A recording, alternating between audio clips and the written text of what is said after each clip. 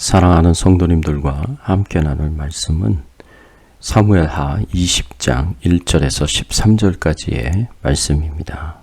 핵심적으로 살펴볼 말씀은 1절과 2절의 말씀입니다. 마침 거기에 불량배 하나가 있으니 그의 이름은 세바인데 베냐민 사람 비그리의 아들이었더라. 그가 나팔을 불며 이르되 우리는 다윗과 나눌 분깃이 없으며 이새의 아들에게서 받을 유산이 우리에게 없도다. 이스라엘아 각각 장막으로 돌아가라 하매 이에 온 이스라엘 사람들이 다윗을 따르기를 그치고 올라가 비그리의 아들 세바를 따르나 유다 사람들은 그들의 왕과 합하여 요단에서 예루살렘까지 따르니라. 오늘 말씀을 통해서 우리가 생각해 봐야 할 주제는 죄가 얼마나 우리의 삶에 파괴적인가 입니다. 성경은 항상 우리에게 죄가 얼마나 무서운 것인지, 얼마나 파괴적인지를 경고해 주고 있습니다. 아담과 하와의 범죄로 말미암아 아담과 하와가 하나님의 형벌을 받게 되고 에덴 동산에서 쫓겨나고 결국에는 죄값인 죽음을 치러야 했던 것을 가르쳐 줍니다. 또 노아 시대에 세상 사람들이 마음속의 생각이 항상 악한 것을 보시고 하나님께서 사람 지으셨음을 한탄해 하시며 홍수로 세상을 심판하시는 것을 창세기의 말씀을 통해서 우리는 볼 수 있습니다. 이런 죄가 얼마나 우리의 삶을 파괴시키는지, 하나님의 축복을 망가뜨리는지 우리는 성경 모든 곳에서 확인할 수 있습니다. 죄가 얼마나 우리의 삶에 파괴적입니까? 죄는 우리의 모든 것을 무너뜨릴 만큼 파괴적입니다. 오늘 본문에서도 우리는 죄가 계속해서 다윗과 다윗의 가족, 다윗의 왕국을 파괴시켜 나가는 것을 볼 수가 있습니다. 다윗은 밧세바를 범하고 자신의 죄를 감추기 위해 우리아를 죽이는 더 큰 죄를 지음으로 톡톡히 그 죄값을 치러야만 했습니다. 큰아들 암논이 이복 누이 동생 다말을 범하고 이 암논을 셋째 아들 압살롬이 죽이고 다윗을 대항하여 반란을 일으킵니다. 압살롬이 죽은 이후에 이제는 다윗이 다시 왕위를 회복하여 예루살렘에 있는 다윗성으로 돌아가는 일만 남았는데, 다윗이 왕위를 회복하고 예루살렘으로 다시 돌아가는 일에 있어서 또 문제가 생깁니다. 유다 지파가 다윗을 보호하며 예루살렘으로 돌아갈 때 다윗을 버리고 압살롬을 따르며 다윗을 대적하였던 이스라엘의 남은 지파들이 유다 지파를 비난합니다. 왜 다윗 왕이 예루살렘으로 복귀하는데 자신들과 의논 없이 일방적으로 행하느냐며 이스라엘과 유다 지파 간에 다툼이 일어나고 서로 적대적인 감정을 크게 가지게 됩니다. 이로 인해서 이스라엘의 10지파와 다윗을 따르는 유다 지파 사이에 감정의 깊은 골이 생기고 분열이 생기게 되었습니다.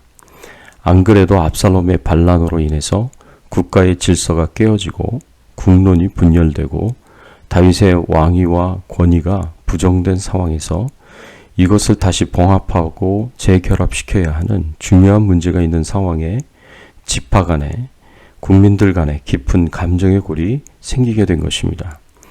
어떻게 보면 아무것도 아닌 문제로 인해서 큰 분열이 생긴 것입니다.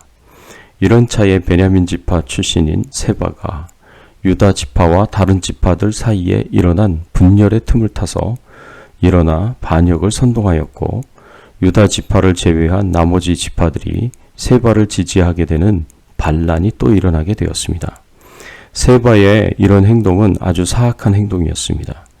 세바는 자신에게 허락되지 않는 것에 욕심을 가지고 다시 국가를 분열시키는 악한 행동을 하고 있습니다.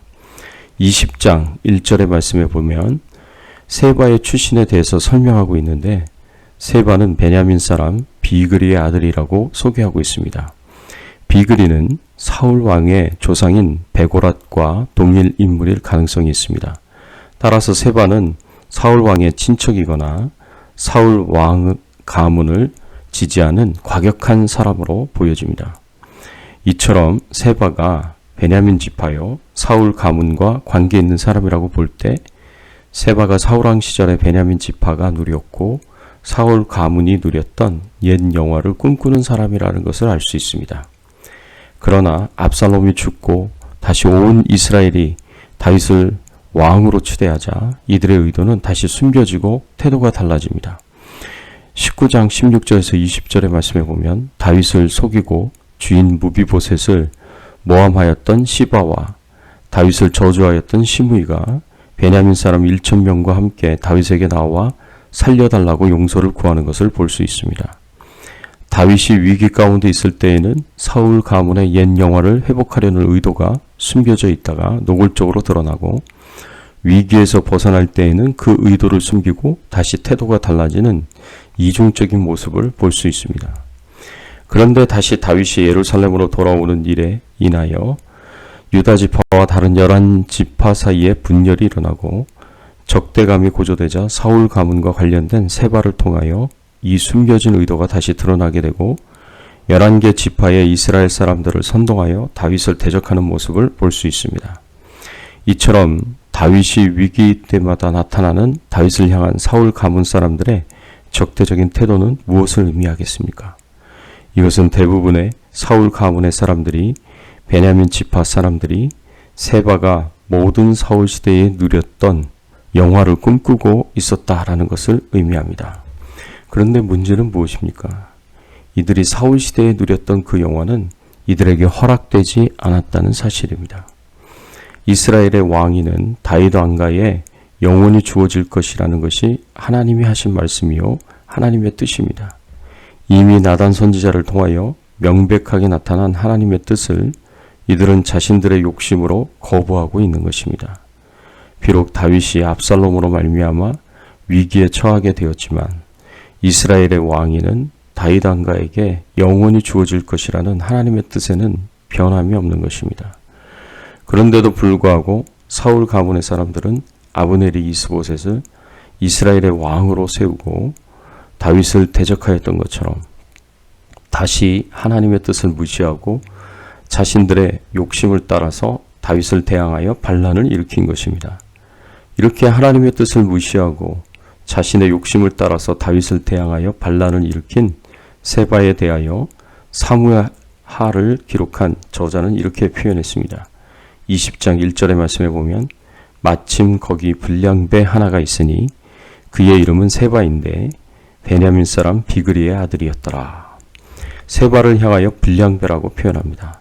여기서 불량배라는 말은 히브리어로 이쉬 벨리알이라는 말인데 이쉬는 남자라는 말이고 벨리알이라는 말은 사악한 사람이라는 말입니다. 벨리알이라는 표현은 옳은 것을 행하지 않고 악을 행하는 사람들을 가리켜서 그래서 아무 쓸모없는 사람들을 가리켜서 하는 말로 쓰였습니다. 그리고 이 말은 원래 사단을 가리킬 때 쓰는 말이었습니다. 따라서 이시벨리알이라는 말은 사단의 길을 걷는 자, 사단이 하나님의 뜻을 거역하고 자기 욕심을 따라서 악을 행하듯이 똑같이 하나님의 뜻을 거역하고 자기 욕심을 따라서 악을 행하는 자라는 말입니다. 따라서 세바는 사단의 성품을 그대로 드러내는 행동을 합니다. 위기를 틈타 분열을 조장하고 다툼을 일으키고 전쟁을 일으키고 하나님의 뜻에 공공연하게 반대하고 욕심을 따라서 행하는 모습은 사단의 전형적인 성품입니다.